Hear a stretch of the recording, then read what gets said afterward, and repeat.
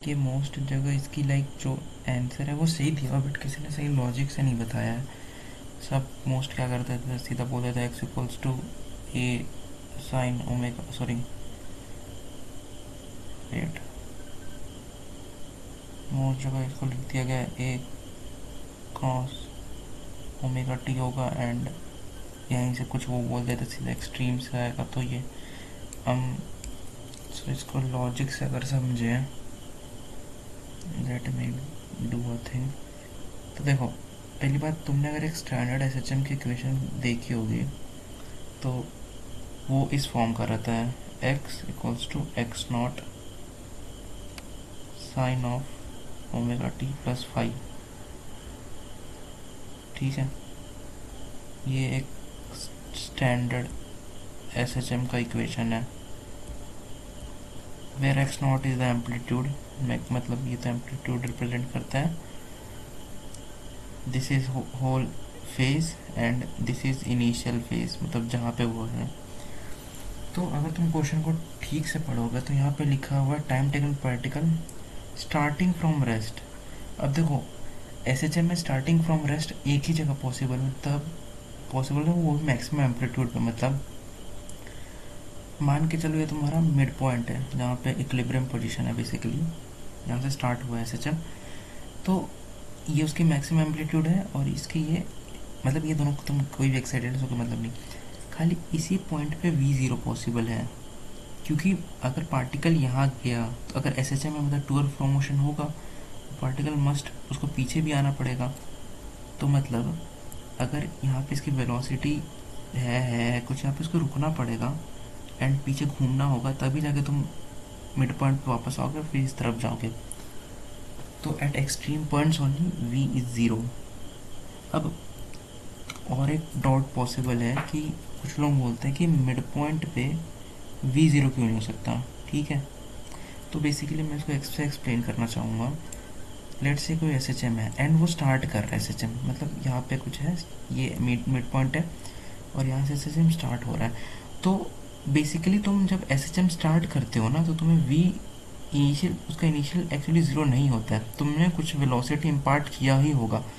मतलब अगर ये एक पेंडुलम है मान के चलो, और ये कुछ ये थीटा है, थीटा इज़ वेरी स्मॉल, तुमको अगर नहीं भी समझ आ रहा है तो pendulum just remember like this, कि तुम यहाँ पे वेलोसिटी इम्पार्ट करते ही हो। v is not zero at basically mean position, तुमने इम्पार्ट किया तभी तो भाई वो एसएचएम करेगा ना भाई। अगर तुम बोल रहे हो v ज़ीरो अगर मीन पे, तो फिर इसका मतलब क्या हो रहा है कि वो तो वही रेस्ट पे ही है, वो तो हिल ही नहीं रहा है। तो that is not the case of SHM, वो आइडियल एसएचएम है ही नहीं। और हमारे सिलेबस में जो एसएचएम है वो ऐसा पॉसिबल नहीं है। अगर तुम इसको थोड़ा मैथमेटिकली फॉर्म पे देखना चाहोगे तो तुम्हारे को जो x है वो तो तुम्हें पता है कि वो x not sine omega t plus five है, इग्नोर हैंड राइटिंग। अब अगर तुम लिखोगे v, जो उसकी वेलोसिटीज को हम डिफ्रेंशिएट किया, तो क्या आएगा, एक्स नॉट तो एक्स नॉट ही रहेगा, क्योंकि t के रेस्पेक्ट में किए थे, कांस्टेंट है। तो साइन का हो जाएगा cos omega t plus five, और एक आ जाएगा ओमेगा बाहर। तो अब अगर तुम इसको ज़ीरो रखोगे, अगर तुमने इसको ज़ीरो रखा तो बेसिकली तभी पॉसिबल है ज़ीरो। देखो, ये तो ज़ीरो नहीं हो सकता कभी भी, एम्पलीट्यूड ओमेगा भी ज़ीरो नहीं हो सकता, मतलब इसको तो तुम इसको थ्रेड ले जा सकते हो। अब बच गया ये, मतलब जो ओमेगा टी प्लस फाइव है, मतलब ऐसा लिखा हुआ है ना, cos of omega t plus five बराबर ज़ीरो, मतलब यही तो उसने बोला है ना। तो कॉस ज़ीरो का पॉसिबल है पाई बाई टू पे, पाई बाई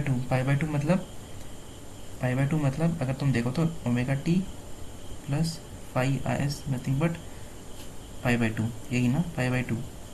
एंड अगर मैं t बराबर ज़ीरो पे ले लूँ, मतलब t बराबर, अगर अभी मैं t को ज़ीरो बोल दूँ तो तुम्हारा फाई आ जाएगा पाई बाई टू, मतलब which is nothing but the extreme angle. मतलब अगर मैं थोड़ा समझाने का कोशिश करूँ तो what we got is x equals to x not sine omega t plus five. अगर मैं इसको बोल दूँ basically, let say amplitude is a, कुछ एम्पलीट्यूड है, और इसको मैं पाई बाई टू बोल दूँ और t बराबर ज़ीरो पे कर दूँ, तो ये क्या बन जाएगा, आई एम सीइंग लाइक, रुको एक सेकंड, t को हाँ साइन पाई बाई टू। तो साइन पाई बाई टू क्या होता है 1, तो x इक्वल्स टू ए आ जाएगा, मतलब वो एम्पलीट्यूड मतलब मैक्सिमम एम्पलीट्यूड पे ही जो वेलोसिटी है ज़ीरो है, क्योंकि वहाँ पे जो यहाँ से मैंने प्रूव किया ना, जो फेज़ है 5/2 है। तो अगर मैं फेज़ यहाँ 5/2 डाला और लेट से t बराबर ज़ीरो कर दिया, तो वो कहाँ पहुँच गया, उसकी जो पोजीशन आई वो x इक्वल्स टू है, मतलब x इक्वल्स टू ए पे ही वेलोसिटी ज़ीरो से होता है, which is nothing but end point. अब तुम्हें समझ आएगा। And let's come back to question. अब क्वेश्चन को ख़त्म कर देते हैं। नो,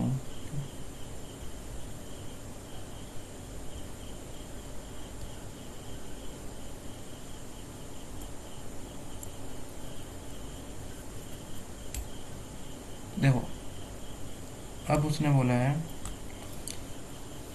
है कि तुम्हें निकालना है कि तुम्हें निकालना है टाइम पीरियड, ठीक है। तो द टाइम पीरियड टेकन, तो देखो एक्स क्या होता है, x not sine omega t plus five. अब मैंने तब प्रूफ कर दिया कि फाइव यहाँ पाई बाई टू होगा, तब तभी जाके मतलब एक्सट्रीम पोजीशन में। अगर तुम खुद भी देख सकते हो भाई, अगर end point x equals to a पे है, तो अगर तुम यहाँ पे ए डालोगे तो कट कट आ जाएगा, तो साइन आ जाएगा 1, तो वो पाई बाई टू पे होता है। और अगर टी इक्वल्स टू जीरो डालोगे तो फाइव पाई बाई टू हो जाएगा, मतलब तुम्हारी क्वेश्चन मिल जाएगा x equals to x not sine omega t plus pi by two. मतलब इसको तुम नथिंग बट लिख सकते हो, sine pi by two plus theta is nothing but cos theta, तो इसीलिए वहाँ पे मोस्टली कॉस ये आ गया। अब ये आ गया मेरा इक्वेशन एक्स, इसको मैं ए से रिप्लेस कर देता हूँ। अब सुनो, जब भी तुम एक्स और एक्स नॉट लिखते हो, ये तुम्हारे मिड पॉइंट्स या मीन पोजीशंस लिखते हैं। मतलब हम, ये मेरा मिड पॉइंट है, तो हम सारे डिस्टेंस यहाँ से नापते हैं। तो अगर उसने बोला है a by five from the starting, यहाँ पे क्या बोला उसने, a by five from the starting, मतलब no doubt a by five is from here a by five, but हमको यहाँ पे पता है कि एक्स हम मीन पोजीशन नापते, तो ये कितना हो गया 4a/5। अब अगर तुम प्लग ब्लॉक कर दोगे तो यहाँ आ जाएगा 4a/5 इज नथिंग बट ए से कट जाएगा, और कॉस ओमेगा टी एक तो फैक्टर है, तो तुम्हारे दिख जाएगा कॉस इनवर्स 4/5 तो आ जाएगा। और फिर तुम जो ओमेगा को क्या लिख सकते हो, ओमेगा को लिख सकते हो 2π/t, और टी को इधर भेजोगे, ओमेगा को 2π/t लिख सकते हो, और वहीं को यहीं पे तुम अगर ओमेगा को 2π/t से स्प्लिट कर दो तो तुम्हारा आंसर ही आ जाएगा। होप तुम्हें समझ आएगा कि लॉजिकली कैसे सोच सकते हैं। Thanks for watching.